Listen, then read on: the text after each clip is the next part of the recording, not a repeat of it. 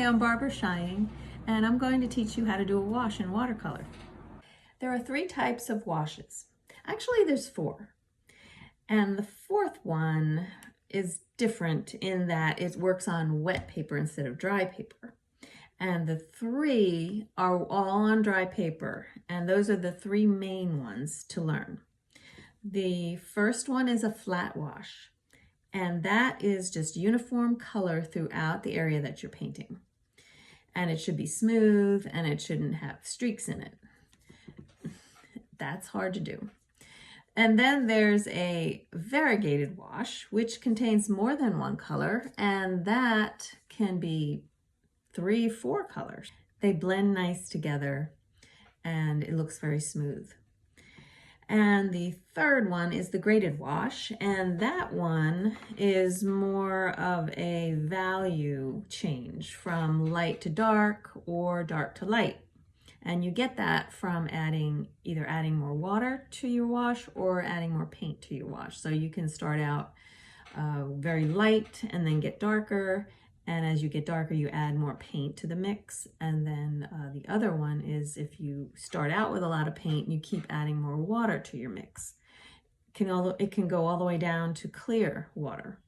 So that's kind of evident in skies, for instance. And then the wet on wet wash is, that one is easier to achieve because you can do a flat looking wash on wet paper and it will blend a lot easier and it doesn't have as many streaks. However, since you're painting on wet paper, it can tend to be lighter, so you might not get the depth of color that you want. However, again, you can go over it once it's dry and do another wet on wet wash over it, and it'll get darker every time you go over it.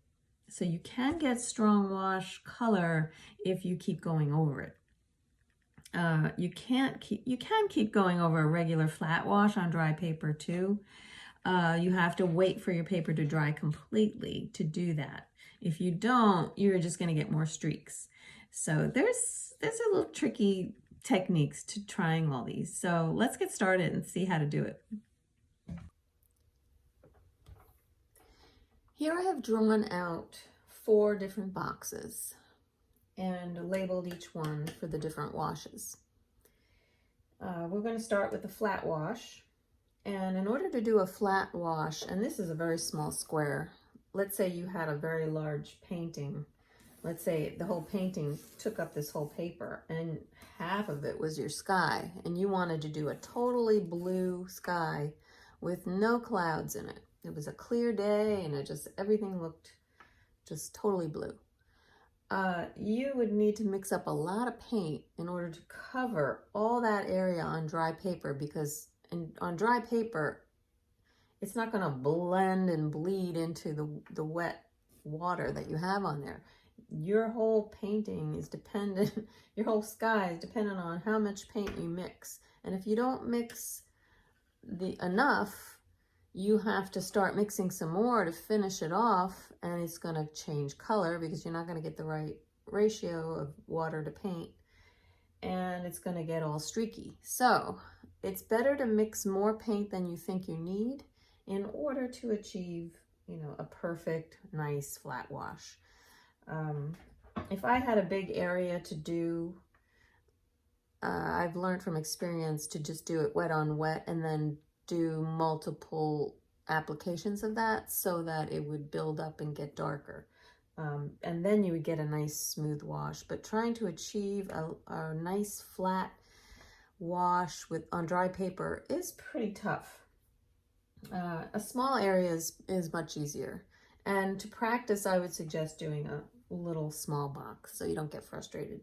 So the first thing we want to do is you do want to have a fairly large brush, and you don't want to do even a little box like this. You don't want to use a little tiny brush like this. I've seen too many of my students try to do a flat wash with this little tiny brush, and all they get is streaks, and they can't figure out why they can't get a smooth wash. Well, this doesn't hold a lot of paint, so you're going to have to keep applying more paint to try to get that wash. And guess what's happening? It's drying as each time. It dries really fast.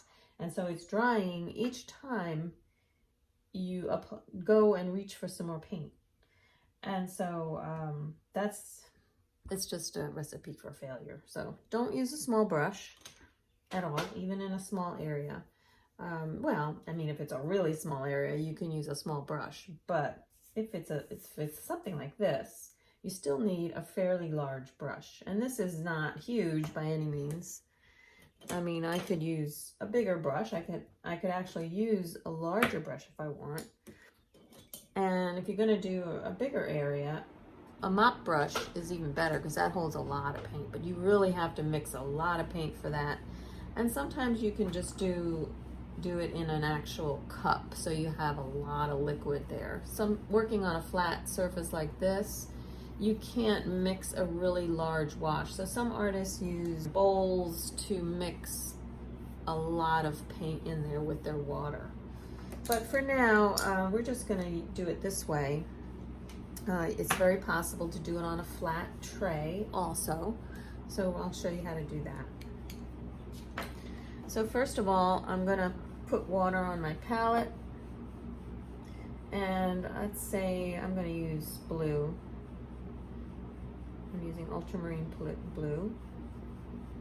And you can see it has to move on your palette. The water has to flow. It is watercolor, so it has to be able to flow. And I always say that if you can tip your board and it moves, then you have enough water. If you can't get that paint to move on your palette, you're not going to get it to move on your paper. So it has to flow and move. So we could add more water. And the more water you add, the less dense your color is going to get. You're going to keep watering it down. So you can just add more paint. Now that's a heavy color. And we'll just add a little more water to that. That should cover, I don't know, I might need a little more to cover this area. Okay, so that's a pretty good amount. But I'm not afraid to really dip my brush in my paint. Okay, I'm gonna start out, and to do a flat wash, sometimes it's better to work on an angle, but I'm gonna try to do it flat so you can see it better. Okay, so I start at the top, and what you want to have is a bead of water. Now I will have to tilt it so I can show you the bead that it's going to form. You see that bead right there? That's a good thing. You want that in a flat wash, because as you keep going for more, you want to attach the end of your brush to that bead. And the one thing you should never do is go back up. You want to form this bead. That keeps it constantly wet and keeps it from drying. Okay, so I'm working on an angle just to show you this bead that you should get. Okay. Keep adding each time. I keep adding paint to my brush. Getting more of the bead. Keep getting that bead. Keep grabbing some more paint.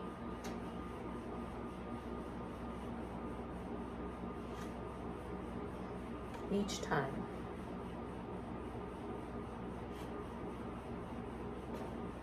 The less brush strokes you can use in watercolor, the better it is.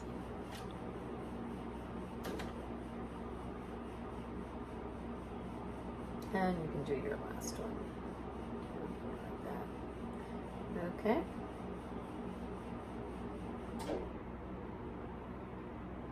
Now, to get that extra puddle off, I rinse my brush and I dry off my brush with my paper towel. And what I can do is soak that up with my brush. that extra bead on the bottom. And that's called a thirsty brush because it's drinking up that extra paint. And that is a pretty smooth wash. Now, if you don't get that bead, you are going to start getting streaks. On each layer that you do, you're going to see a line. So the bead is a very important thing to have, to do. Okay, so that's the first wash. It's flat because it's a flat color and doesn't vary. Okay, so the next is a variegated wash. And with our paint, we're going to introduce another color to that. So I'm going to introduce, we'll do alizarin crimson down here. Again, getting enough paint. It's a pretty strong color. I'm just going to add more water. All right. Since my brush has the red on it, I'll start with red and then I'll go into blue.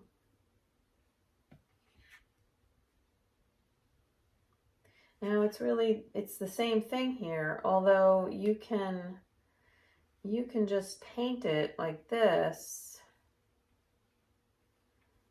It doesn't necessarily, now I got a drip over here. My perfect wash. I messed it up. You still want a bead, and I can tap it to get that bead. I'm tapping to let loose that paint on my brush. And now I'm going to rinse my brush, and I'm going to take my sponge and just get the rest of the water off, and then take my blue paint and I'm just going to introduce that, and I can tap it. It's supposed to blend, and I'm going to keep going.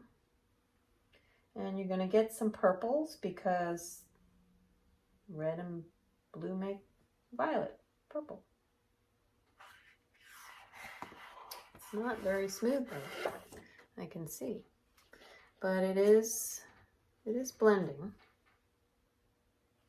as you can see.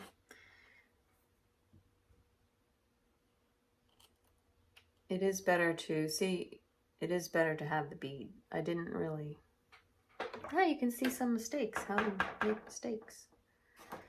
I can introduce another color. Let's do yellow.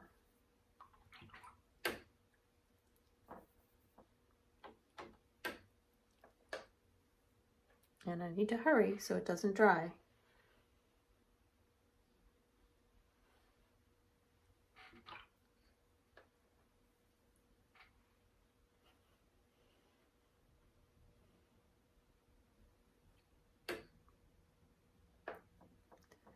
Now a variegated wash can also be a wet on wet wash, and you can just throw in a couple colors and you have lots of different colors in your wash that way too.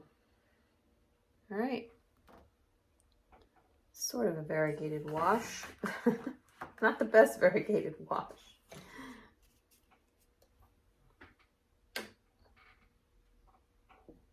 This is a little better here because I see when you don't have the bead, that can be what happens. Here it's more blended. Big difference. Now a graded wash, I'm going to go back to blue. I think it's easier to see. We're going to start with a strong color and then work down with some water. So each time I can decide when I want to start introducing the water. I can do a couple of these same strokes here, and then now each time I do a wash, each time I do a stroke, I add more water, so I'm diluting it. So it's going to start getting lighter. You see how that's gotten lighter already? Again, more water. It's getting lighter.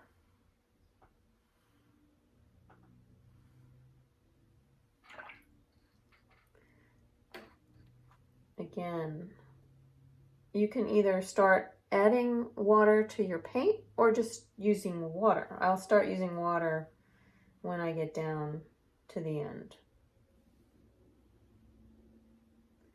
Now I'm going to just start using water instead of paint because it's carrying it down.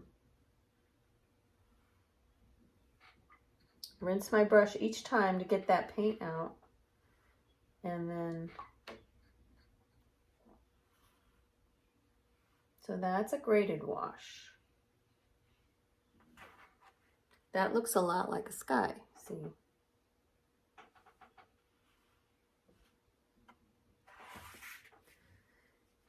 Now, we're going to do the wet on wet wash. And the wet on wet wash, we're just going to start out with wet paper. And there is paint on here on my brush, so you can kind of see. But there shouldn't be. But this makes it easier for you to see. I'm wetting the paper. Ooh, I had a lot of paint on that. You think sometimes you rinse your brush and then you still have paint on there. Actually, I was using my water with my red in it. All right, so you don't want the paper to be sopping wet. You want it to start, because right now you can see it's glistening. I don't know if you can see it. It's glistening. You want it to soak into the paper a little bit.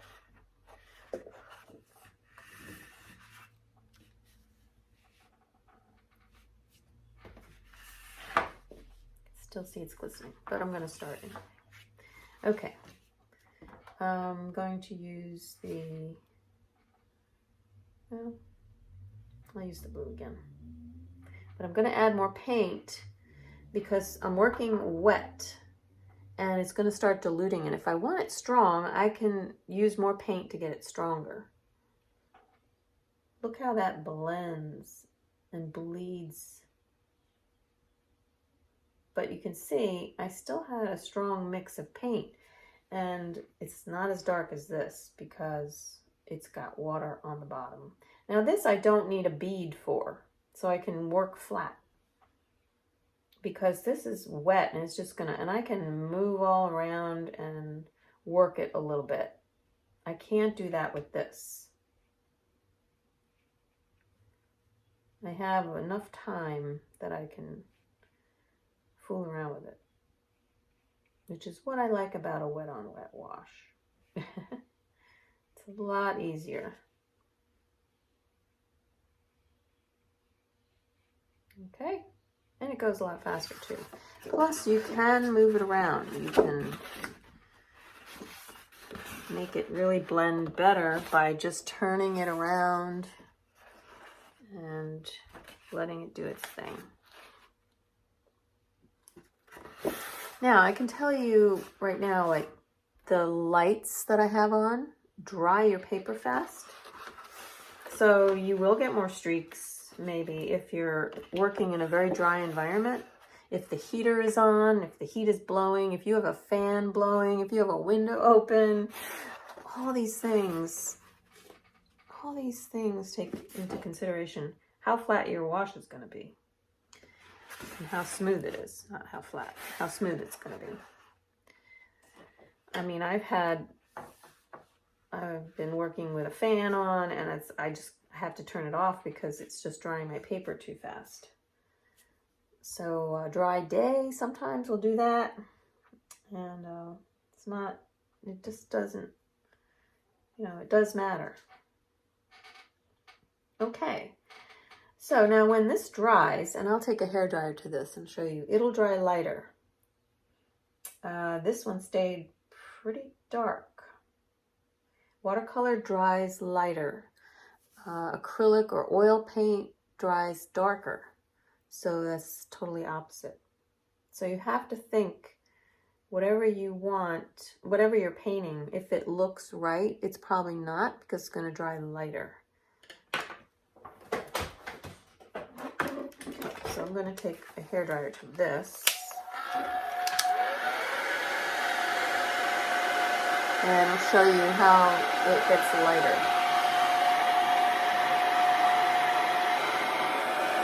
Okay, so the paper, in order to go over this again, which is what I'm going to do and show you how you can get it darker, the paper has to be totally dry in order to go over it again. And you can tell if your paper is totally dry if you touch it with, not right after you blow dry it, but give it a second or two. And if you touch your paper with the back of your hand, you don't want to use the oils of your fingers. You want to use the back of your hand. And if it feels cold, it's still wet. So you need to dry it some more. That feels dry now. And what I can do is go over this with water again. Now sometimes paint lifts, and so you have to do this with a light hand. You can't dig into it. Sometimes it lifts, and I can see it's lifting a little bit. So you want to be careful with that. Okay, it's nice and wet. Now I want to go into my paint again. Add another application.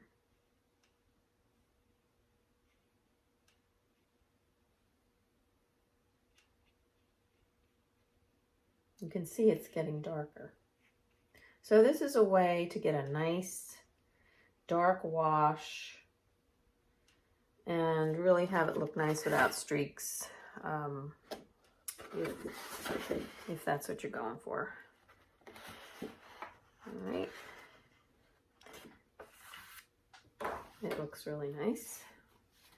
I'll take my brush and get rid of the rest of it. Okay.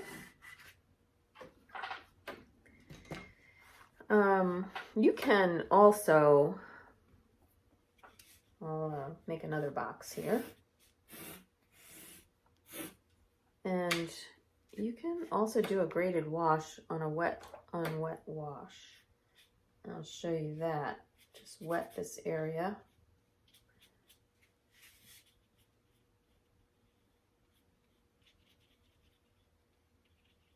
And you want to start out with a very strong mix of water and paint. So if you start out strong,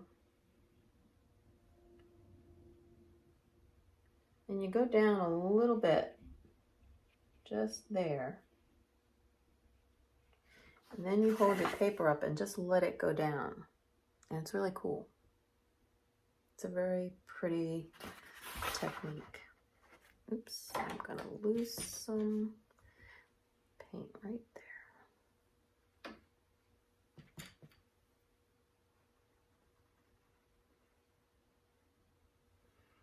I see I didn't wet the paper everywhere. That's noticeable. But it's got a pretty effect too. Almost looks like it's raining or something. It's kind of pretty. You can blot. You can also blot. Sometimes it stains, but you can blot the edges of your paper with a paper towel. A good paper towel. It should be Viva or Bounty, something more expensive than the dollar store. All right, so that's the look that, and you can move that around with water a little bit too. I mean, but it has a really pretty effect.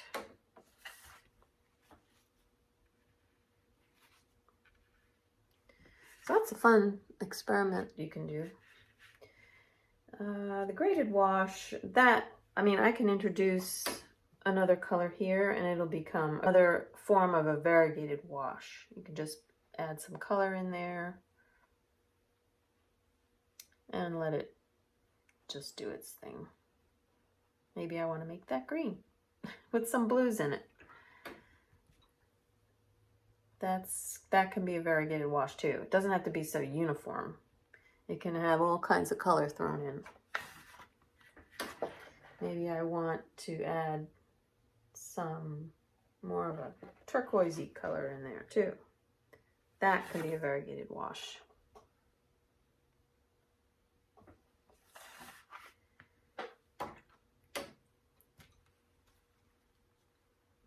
So hopefully I would practice this, and it's a great way to start out painting.